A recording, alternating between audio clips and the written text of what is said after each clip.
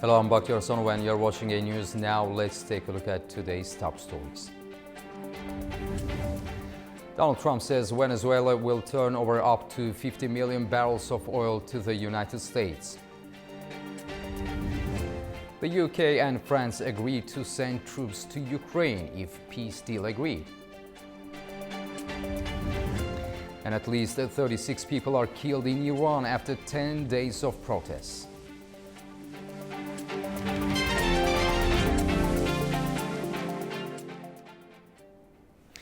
U.S. President Donald Trump has announced a plan to sell up to 50 million barrels of Venezuelan oil that will benefit the people of Venezuela and the United States.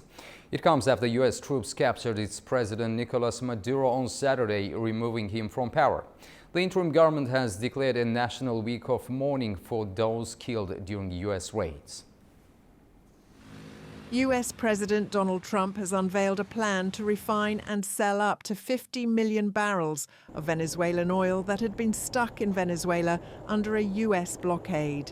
Trump said on social media that the oil will be sold at market price, with the proceeds controlled by him to benefit both Venezuelans and Americans. It's after capturing President Nicolas Maduro on Saturday. He pleaded not guilty in a New York jail on Monday to narcotics charges, saying he was a decent man and still president of Venezuela. Meanwhile, Venezuela's former vice president, Delcy Rodriguez, was sworn in as interim president on Monday. Rodriguez declared 7 days of national mourning after the deaths of Venezuelan military personnel during the morning raid at the weekend. She also activated an agro-food, industrial and communal high command to protect key productive sectors and ensure the supply of essential goods.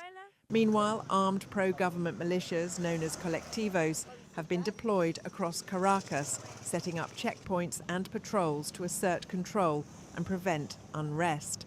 Rodriguez has rejected claims that Venezuela is being run by Washington, insisting that no external agent governs Venezuela. The operation has drawn international attention, with reports that dozens of Venezuelan and Cuban security personnel were killed during the raid. Despite Trump praising the operation as brilliant, doubts remain over the feasibility and long-term impact of rapidly reviving Venezuela's oil industry and the country's political future. Greenland is once again in the spotlight after the White House confirmed the U.S. President Donald Trump is considering options to acquire the island, including using possible military action. The move has renewed concerns in Europe, with leaders across the region pushing back and insisting Greenland's future lies in the hands of its people, not Washington. The White House says that President Donald Trump is discussing options to acquire Greenland, including the possible use of US military. The statement says that Trump views acquiring Greenland as an American national security priority, aimed at deterring adversaries in the Arctic region. Greenland has repeatedly said it does not want to be part of the United States. Leaders from major European countries and also Canada have expressed support for the territory, saying it belongs to its people. The future of Greenland is a decision for Greenland and for Denmark exclusively. It's their decision. Secondly, from a NATO context, the way I would frame it is that the western flank of NATO, which would include Greenland, the Arctic, is, given the evolving threat environment, is an area that we as NATO, Canada obviously importantly, given our geography, need to invest more in. Denmark and several European NATO allies issued a joint statement on Tuesday, pushing back against President Trump's increasingly vocal calls to obtain Greenland. They said that security in the Arctic must be achieved collectively with NATO allies, including the United States, by upholding the principles of the UN Charter, including sovereignty, territorial integrity, and the inviolability of borders. The UK and France say they are ready to send troops to Ukraine once a peace deal has been signed. It's after members of the Coalition of the Willing met in Paris on Tuesday to discuss continued support for Kyiv. The talks focused on future steps to strengthen Ukraine's security and ensure long-term stability. The United States, for the first time, has backed a broad coalition of Ukraine's allies in vowing to provide security guarantees that leaders said would include binding commitments to support the country if Russia attacks again. And works directly. Tuesday's pledge came at a summit in Paris of the Coalition of the Willing, of mainly European nations, to firm up guarantees to reassure Kyiv in the event of a ceasefire with Russia. Leaders agreed that any peace deal must include strong and binding commitments. There were agreements on security guarantees for Ukraine, that the United States would help monitor any ceasefire once that is put into place. Also, the deployment of European troops. And specifically on that, before the closing news conference, there was a signing of a declaration of intent by the UK, France and Ukraine that Britain and France would deploy troops inside Ukraine after any peace deal is signed. French President Emmanuel Macron said the agreement marked a significant step and would help deter further aggression against Ukraine. He added that US support for the security guarantees under a peace deal is credible and reliable. US Special Envoy Steve Witkoff says the security protocols are as strong as anyone has ever seen. We think we're largely finished with security protocols, which are important so that the people of Ukraine know that when this ends, it ends forever. But we also think, critically, that we are very, very close to finishing up as robust a prosperity agreement as any country has ever seen coming out of conflicts like this. The Allies also agreed to establish a US-Ukraine coalition coordination cell in Paris. Ukrainian President Volodymyr Zelensky welcomed the outcome of the Paris talks, calling the declaration substantive. Meanwhile, Moscow has given no public sign that it would accept a peace deal with the security guarantees envisaged by Ukraine's allies. Russia has previously rejected any NATO members having troops inside Ukraine. An ultra-Orthodox Jewish rally against military conscription turned deadly in Jerusalem on Tuesday when a bus drove into the crowd, killing a teenage boy and injuring 3 others. Tens of thousands had gathered to protest against the law requiring military service for Haredi Jews. Military conscription for ultra-Orthodox men has long been a source of tension in Israel, increasing pressure on Prime Minister Benjamin Netanyahu amid ongoing regional conflicts. Police have detained the bus driver, who is under investigation. At least 7 people, including 2 children, have been killed after clashes between Syrian government forces and Kurdish fighters broke out on Tuesday over a contested area of northern Syria, Aleppo. In a statement, the State Defense Ministry said the Kurdish-led US-backed Syrian Democratic Forces SDF targeted a number of neighborhoods in Aleppo city, adjacent to the district it controls. The fighting comes days after a SDF delegation held talks with the government in Damascus about integrating its fighters into Syria's national army. Japan has condemned China's decision to ban exports of dual-use items to Tokyo, calling the move absolutely unacceptable and deeply regrettable. The measure is Beijing's latest response to comments made last year by Japanese Prime Minister Sanae Takaichi, who said an attack on Taiwan could potentially constitute an existential crisis for Japan. Dual-use items are goods that have both civilian and military applications, including certain rare earth elements essential for manufacturing drones and semiconductor chips. Japan says it has strongly objected to the measure and is demanding its withdrawal. This latest measure, which targets only our country, deviates significantly from international norms, is absolutely unacceptable and deeply regrettable. the Ministry of Foreign Affairs, the Ministry of Economy, Trade and Industry, and our embassy in China have lodged a formal protest with the Chinese side, strongly objecting to the measure and demanding its withdrawal. Travel chaos and deadly conditions are gripping much of Western Europe after a severe cold snap brings snow, ice and freezing temperatures. Authorities are warning people to stay off the roads while airports, railways and power networks struggle to cope with the extreme weather. Our correspondent Anita Sharma has more. Welcome to This Day in Europe, where a severe cold snap slams Europe, leading to major travel disruptions and deadly conditions. Here in the Netherlands, heavy snowfall and ice forced Amsterdam's Schiphol Airport to cancel more than 1,500 flights since Saturday, with another 600 today. Crews are trying to clear runways and de-ice aircraft, but Dutch airline KLM warns they may run out of that fluid. They're currently going through 85,000 liters per day. The airline says it hasn't experienced such extreme weather conditions in years. Domestic rail services around the capital were suspended yesterday due to frozen conditions, and software outages added to that chaos. High-speed international services such as Amsterdam to Paris were either delayed or canceled outright. In fact, there's now a code orange weather warning for the Netherlands, Belgium, parts of France, Germany, and Italy. The Dutch forecast calls for 3 to 7 centimeters of snow, with some areas potentially seeing more. It's worth noting that in Western Europe, the depth of the snow doesn't cause chaos, but the collision between dense infrastructure, marginal temperatures, and systems designed for milder winters. Across France, the freezing conditions turned deadly.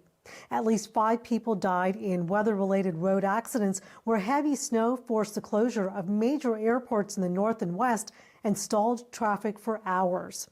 In Britain, temperatures dropped to minus 12.5 degrees Celsius in some areas, prompting school closures, transport warnings, and an amber hazard alert from the National Meteorological Service. Temperatures dropped below minus 10 in Germany and the UK, and across the Western Balkans, heavy snow and rain disrupted transport, knocking out power in some areas and triggering flooding along several rivers. Officials urge people to stay off the roads if possible and work from home today as conditions worsen. For A News, I'm Anita Sharma in Arnhem, Netherlands. Now we'll take a short break. Right after the break, we'll discuss the growing controversy around the U.S. foreign policy, from Venezuela to Greenland, and the global fallout of Washington's latest moves. Stay tuned. Welcome back to A News. We're tracking fast-moving developments in Venezuela and Greenland as U.S. foreign policy takes a sharper and more controversial turn. President Donald Trump has warned of a second military operation in Venezuela, signaled plans to bring U.S. oil companies back into the country, and claimed billions of dollars worth of Venezuelan oil could be transferred under U.S. control. At the same time, Washington is openly discussing options to acquire Greenland, with the White House refusing to rule out the use of military force, triggering concern across Europe. What comes next and what are the global consequences? To help us break this down, I'm joined by Lieutenant General Rafael Martins from Lisbon. Mr. Martins, welcome to the program and thank you for joining us. Thank you for having me. So, Mr. Martins, how significant is President Donald Trump's warning about a second military operation in Venezuela? And also, would it be taken as a real threat or leverage?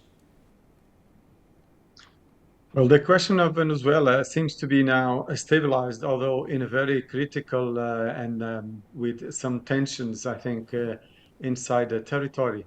So far, the actual president of Venezuela has said to Marco Rubio and actually to the Trump administration that she is willing to cooperate.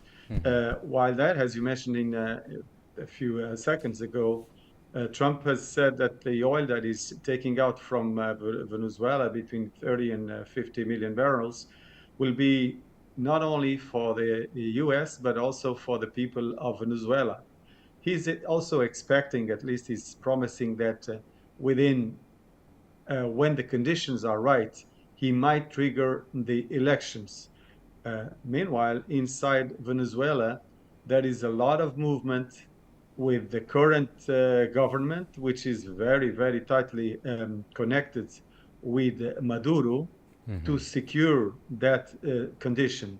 And they are looking to all social movements.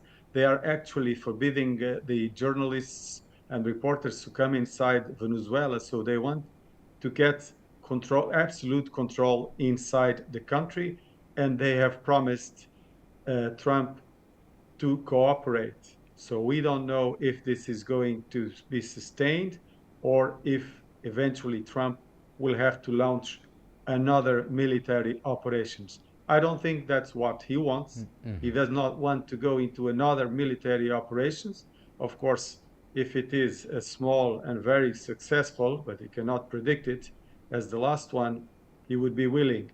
But now there is a lot of uncertainty in terms of going in, and more sensitivity is to go in with boots on the ground. I think that is something that the United States don't want to commit, is boots on the ground. They want to have it under control with the current government, although in terms of democratic values, there is hardly any. Mr. Martins, in your view, how realistic is the plan to have U.S. oil companies operating in Venezuela within 18 months? We have to take in consideration that Donald Trump has promised incentives for that. The signs that we had from the companies previously, the great American companies, that they were very skeptical because they are not sure that the stability will hold. So with the instability in the horizon, they are a little bit, I wouldn't say afraid, but they have to be extra cautious, and they have to have guarantees.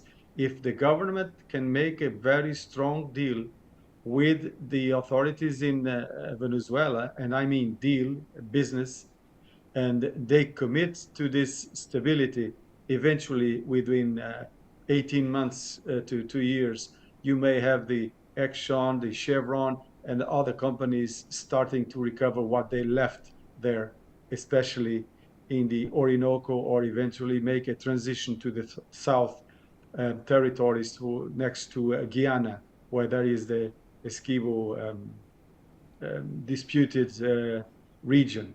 So they are offshore, but in terms of on the territory, on the continental territory, I think they will be cautious, but nevertheless, let's say 50% of chances of that happening. So what are the legal and political implications of the U.S. controlling revenues from Venezuelan oil sales? Well, that is a very sensitive issue. And as we all know now, there is peace through strength. There is a lot of issues in terms of the international law that may eventually put the actions of the actual administration, Trump administration, that may question its legality. But the fact is that through strength and through military power, Trump is being able to start to change some situations, and this is one of them. And he has no problems in assuming the risks of being condemned in the international arena, which has consequences which are not very tangible, but still improve what is national security strategy, which is taking care of the Western Hemisphere and making sure that not only profiting with it, but is also managing to control the ideology and the political side. So this is really a new era that we are facing, a new international transformation for a new world order, which we don't exactly know what it will be, but expectedly in the next 10 years or 5 or 10 years, we will have something different than what we have now or what we were used to have so far. So on Capitol Hill, Democrats are moving to limit presidential war powers. Could this meaningfully constrain future U.S. military action? It could.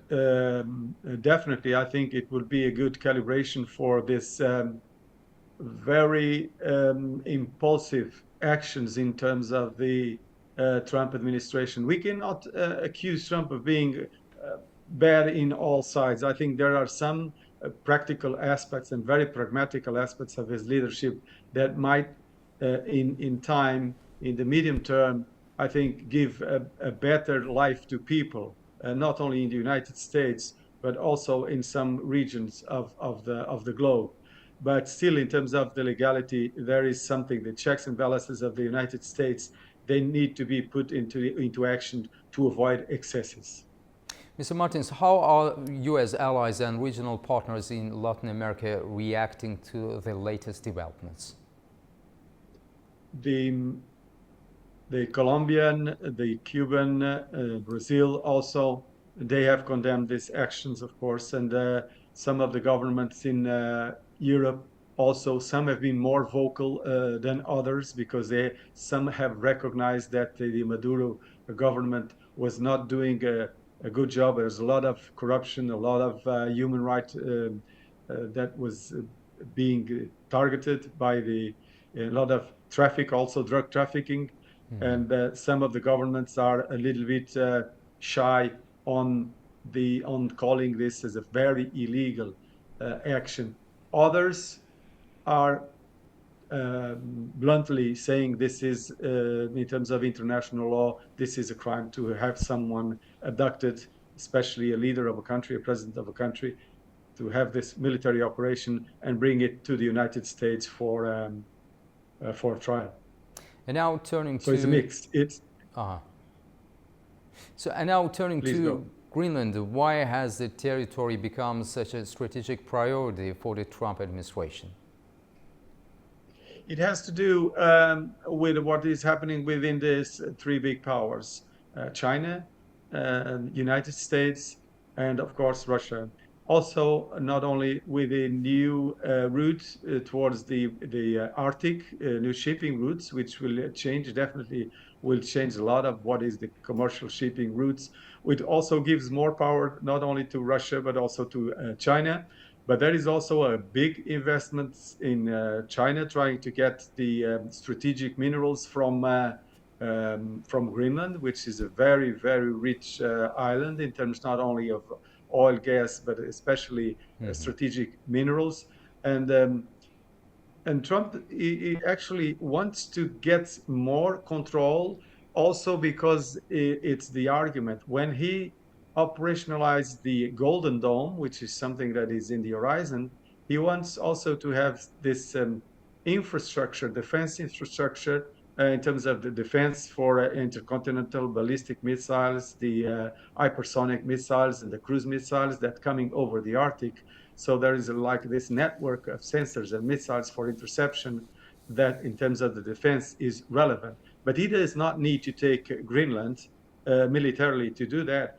Actually, Denmark is an ally and he can make agreements. There is also a defense agreement with Denmark, and this defense agreement can be revised, improved, and with that improvement, it can not only establish the exploration of these strategic minerals, but it can also put sensors around Greenland and eventually control the routes, the shipping routes, and make it more interesting for not only for the United States, but also for the NATO alliance as a whole. So, taken together, Venezuela and Greenland, are we seeing a broader shift in U.S. foreign policy driven by energy and strategic geography? Definitely, yes. We are seeing a very strong shift, and it's clear, it's not hidden. It's a shift towards resources and towards defense. And Donald Trump is very vocal on it in terms of how interest is in not only in controlling the rich, what the Venezuela has, but also in Greenland. But definitely he has not changed the government in Venezuela yet, and eventually he will have an agreement with Europe and Denmark to keep not only the NATO alliance, but to have a good and stable relation with its allies in Europe and all over the world. Rafael Martins, thank you very much for your insights and for joining us. We appreciate your time and perspective on these critical global developments. Thanks a lot. My pleasure. Thank you. Have a nice day. You're watching A News. We'll take a look at the major stories from the region.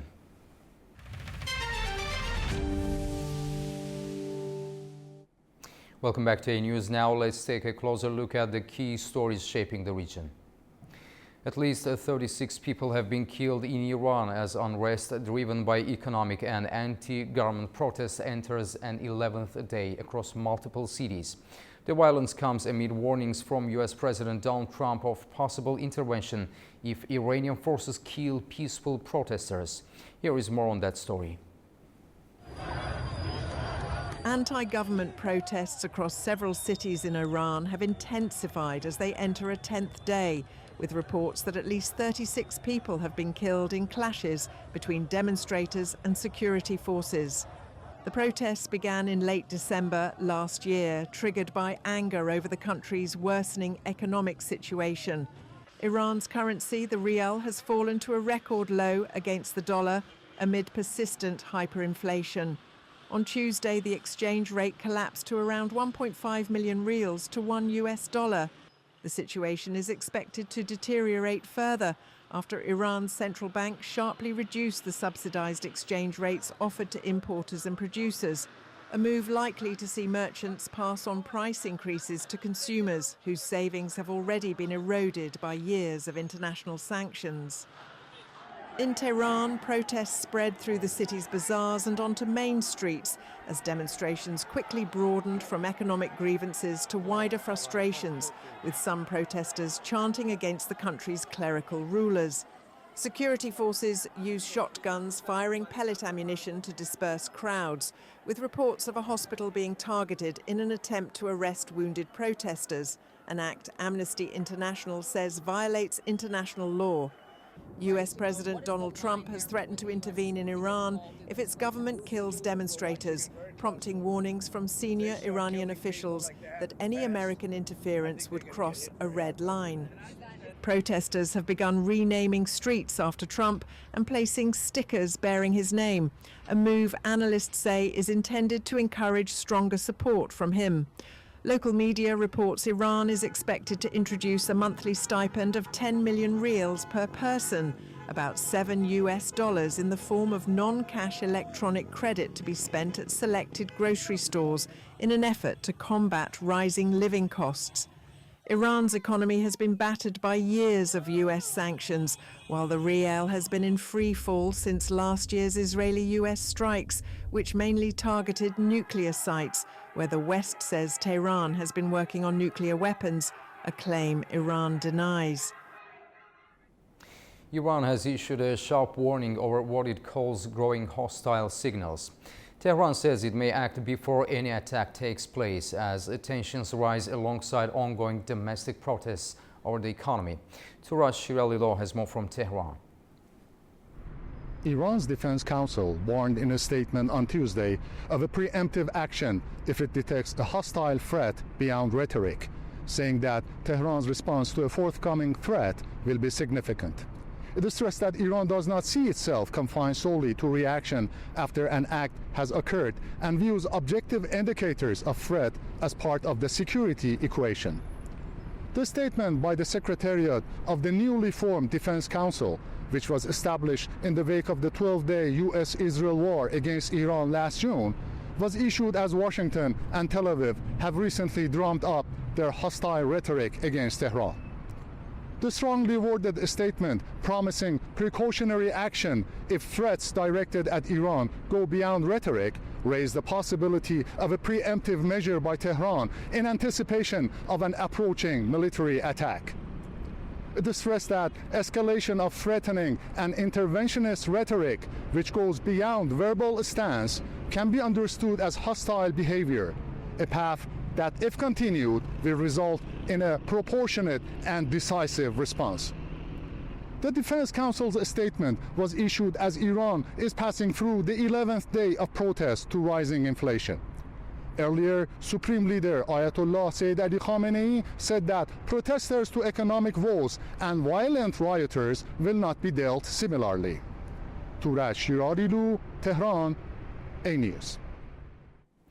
In an interview to local news channels, President Ilham Aliyev has highlighted the direction and scope of Azerbaijan's expanding partnership with China, pointing to its growing strategic importance. Azerbaijan and China have positioned themselves within a changing global landscape by deepening cooperation across multiple sectors. According to President Ilham Aliyev, the framework agreed during his state visit to China last year reflects more than economic engagement. With growing trade volumes and expanding investment links, it signals political trust with one of the world's leading powers and places Azerbaijan within a higher tier of long-term strategic partnership. We had adopted a joint statement on strategic partnership. Over the course of 1 year resulted in 2 documents on strategic and then comprehensive strategic partnership being adopted and signed, giving a significant boost to the development of bilateral economic ties. We are observing growth in turnover. It has reached a record high of $4 billion, even more than $4 billion, with growth of over 20%. $4 миллиарда, даже больше, чем $4 миллиарда, с ростом более 20%. This is probably the biggest increase in turnover we have had with any country. We are also seeing investment contracts being signed. Chinese companies have begun actively investing in Azerbaijan, something that had not happened before. There have been individual investment projects, but we have never seen them on such a large scale or so coordinated with government agencies. President Aliyev says these projects were the result of a deliberate strategic choice by Azerbaijan to partner with China in both green energy and green mobility. Начинается строительство электростанций, солнечных и ветровых. The construction of a solar panel factory has begun, and so has the assembly of electric buses. Началось строительство завода по производству. In this case, I must say that this was a strategic decision by the Azerbaijani side. Сборка электробусов. И в данном случае должен сказать, что Because when we decided to develop not only green energy, but also green transport, we had to choose a strategic partner, and the choice fell on Chinese companies.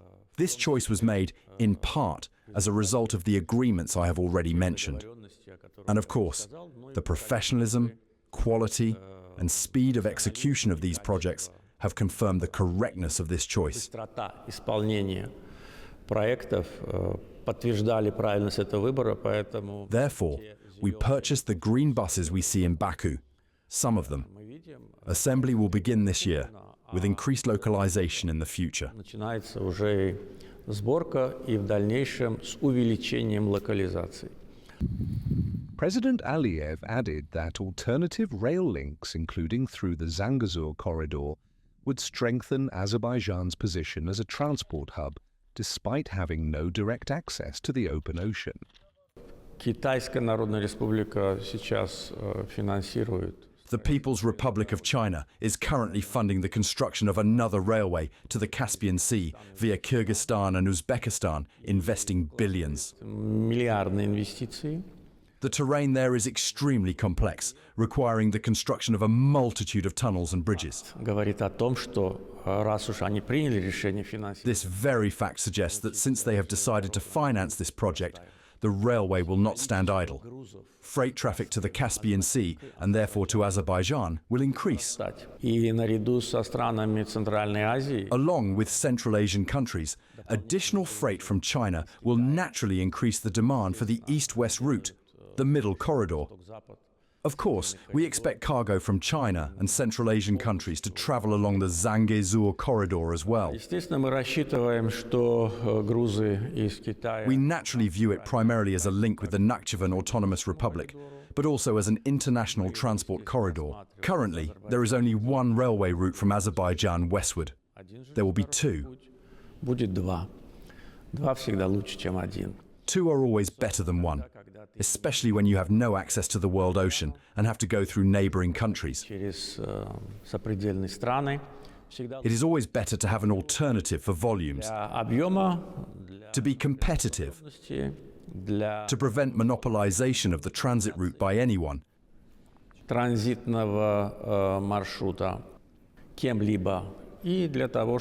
and of course, to ensure more competitive tariffs.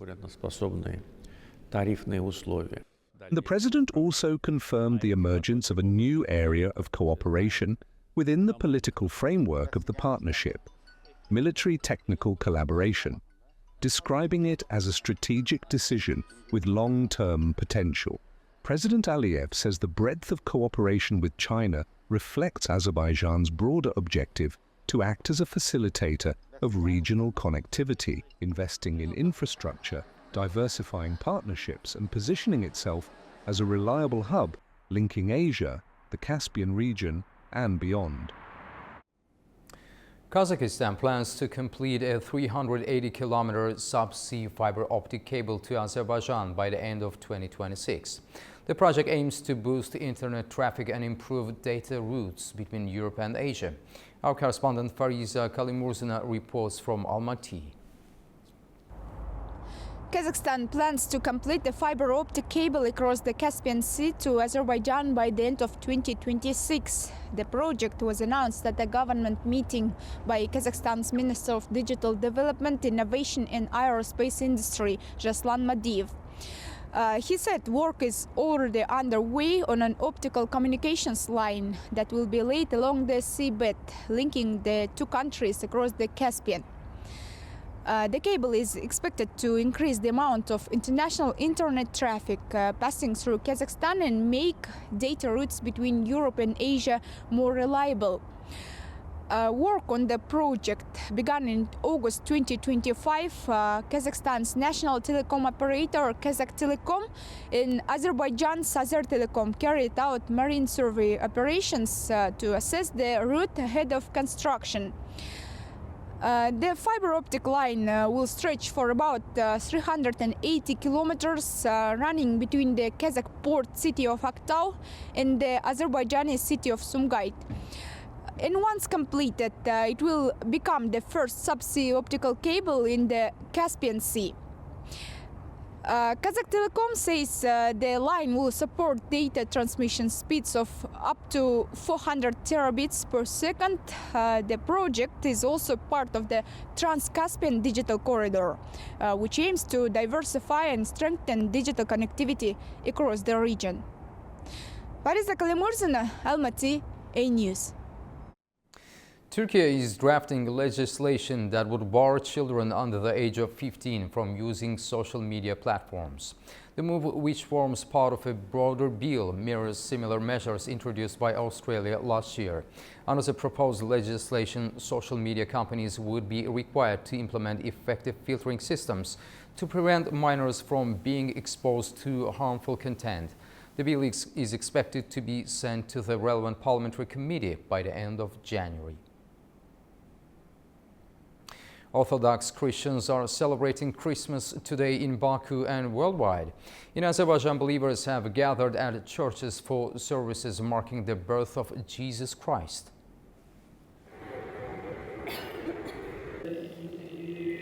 Orthodox Christians are celebrating Christmas today. We're in Baku at the Church of Michael the Archangel, where believers have gathered following overnight services marking the birth of Jesus Christ. Unlike much of the Western world, Orthodox churches follow the Julian calendar, which places Christmas on the 7th of January.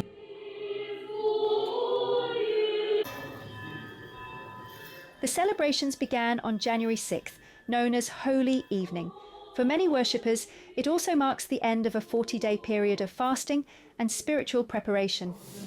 Today, they attend services, pray, and go to confession.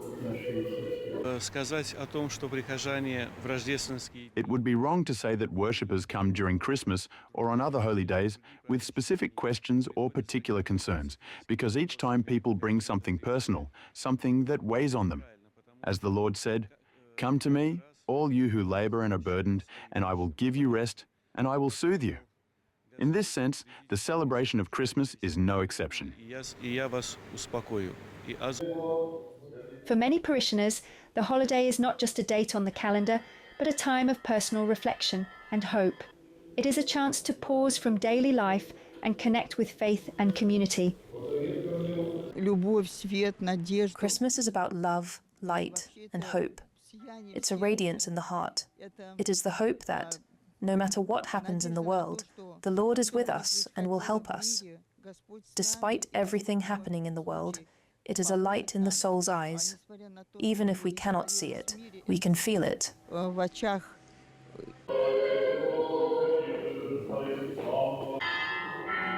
For the Orthodox community, Christmas marks the start of a 12-day religious period that ends with Epiphany, the feast marking the baptism of Jesus Christ. Across the country, Orthodox churches remain open to worshippers, marking the holiday with prayer, services and family gatherings. Sabina Bobikirova, A News. Now we'll take a short break. Right after the break, we'll examine Iran's preemptive strike warning, whether it signals a shift in Tehran's security doctrine and what it means for regional stability amid mounting US and Israeli pressure. See you shortly.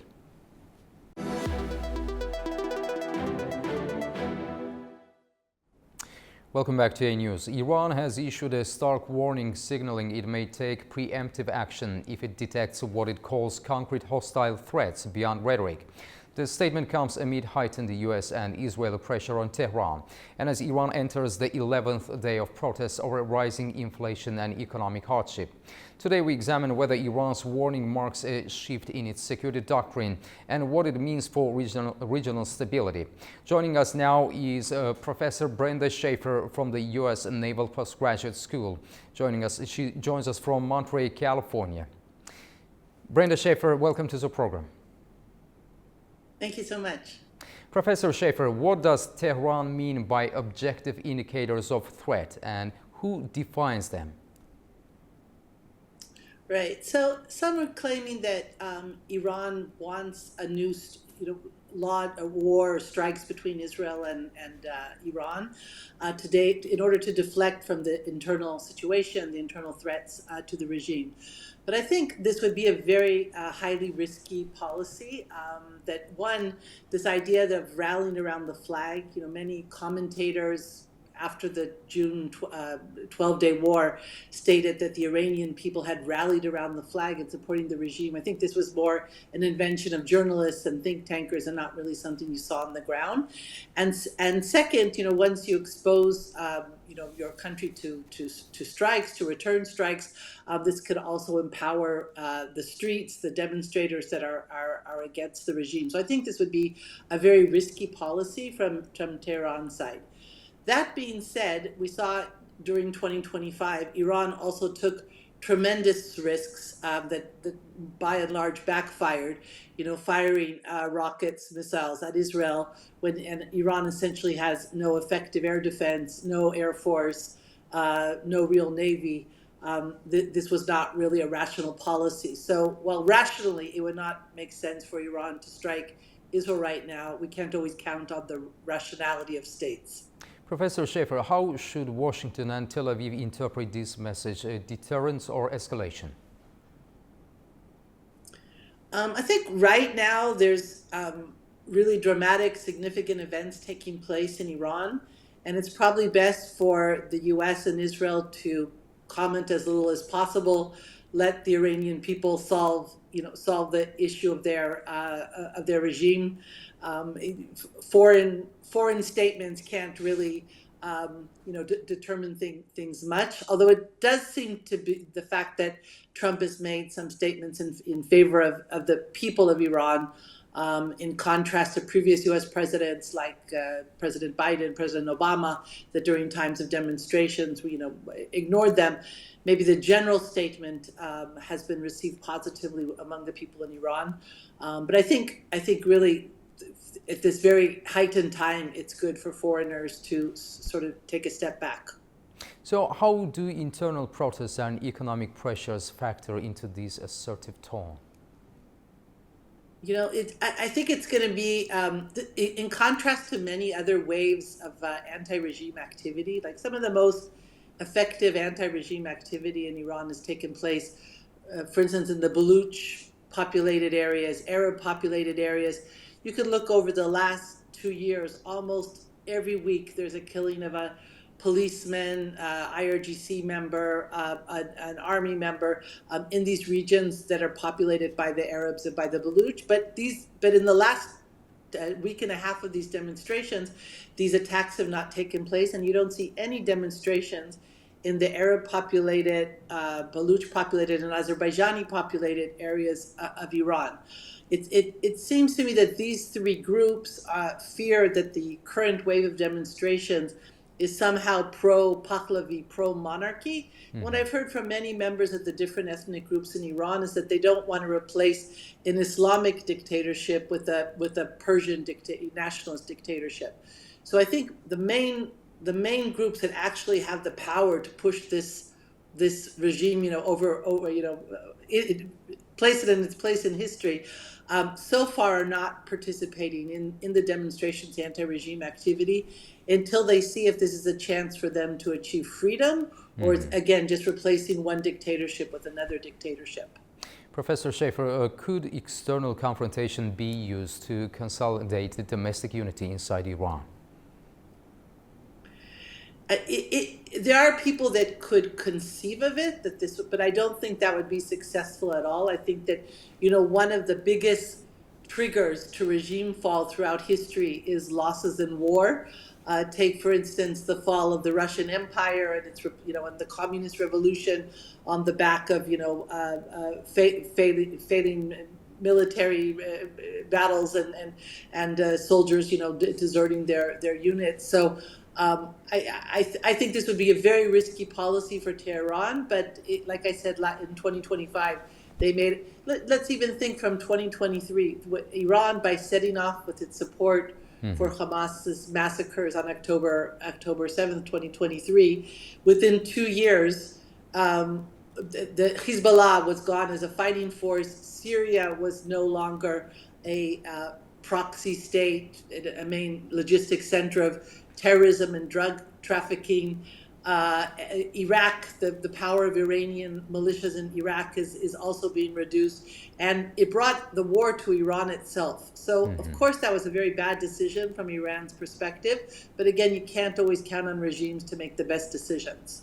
So what risks does a preemptive doctrine pose for miscalculation in the region, and how might regional actors, particularly Gulf states, react to such a posture? Yeah, I think that's an important point, that often Iran, it lashes out at the Gulf states as they're more vulnerable in terms of the ability of their air defense and air forces than let's say Israel. But I don't think right now, in its very vulnerable situation, that it will strike the Gulf states when it has a relatively sort of operationally cooperative relationship with the Gulf states. So in your view, what would de-escalation look like at this point, if it's still possible? De-escalation within Iranian society? Yes. I think it's hard to tell. This time the regime, especially President Pezeshkian, has been calling, for the police and security forces not to attack the protesters, calling for recognizing some of the economic pain. But you haven't heard this isn't the same message you're hearing from the security services, from the supreme leader. There is absolutely no economic or infrastructure solution for Iran. They have a gas shortage that would take years of investments to solve. They have water shortage that almost can't, even with tons of investments, it would take probably a decade to solve. Their economic situation, especially now with global low oil prices, is not solvable. So there really is nothing that the regime can provide to the public. There is no good or something they can pass out that would somehow improve the life of the people in Iran. Brenda Schaefer, thank you very much for talking to A News. We appreciate your time and perspective. Thanks a lot. Thank you. You're up to date with world news for the hour. Thank you for joining us and stay tuned to A News for more.